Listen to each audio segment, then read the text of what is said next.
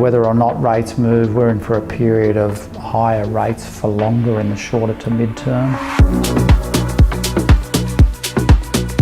The most recent data is showing a slight cooling in the rate of price growth, and this has been contributed to by an increase in listings. Across Australia, listing numbers are up about 7.8% on the same time last year and about 5.1% greater than the 5-year average. We think that's going to continue to contribute to a slowing in the rate of price growth across the short to medium term.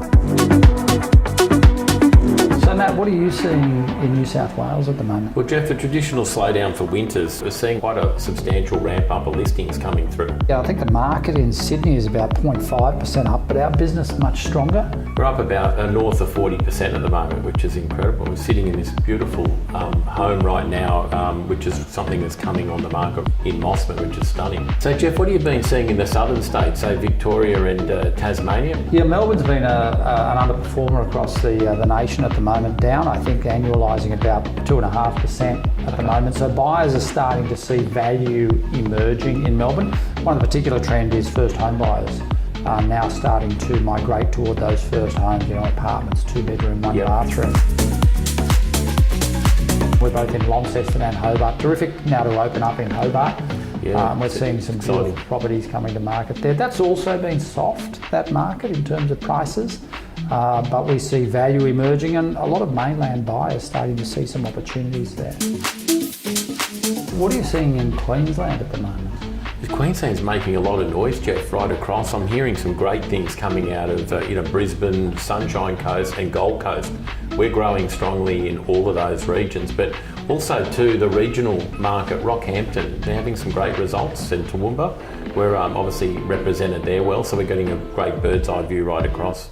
I guess that whole southeast Queensland is underpinned in the mid to long term by the upcoming 2032 Olympics. Absolutely, a lot of migration from south happening there, so I think it's driving it, and the infrastructure's growing fast.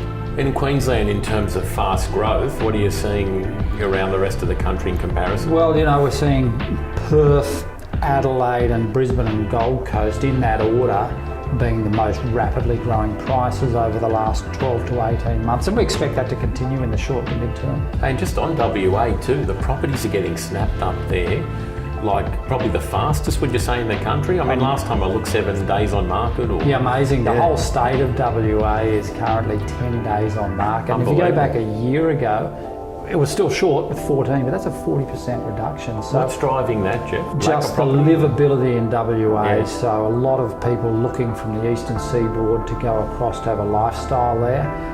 We've seen rapid price increases there, but still it's a much cheaper place to live than many places on the eastern seaboard. Great value for money, isn't it? So Geoff, the old chestnut interest rates, what are you seeing there? What's your view? Yeah, well, right now we're seeing the inflation rate as being the prime focus for the RBA. Absolutely. And unfortunately in Australia we seem to be having this sticky services inflation, so likelihood, possibility of an interest rate increase between now and Christmas, and certainly whether or not rates move, we're in for a period of higher rates for longer in the shorter to mid-term. So Geoff, looks like we're in for a busy 6 to 8 weeks coming up. A lot of our agents are booked right through now until October, seeing some strong activity.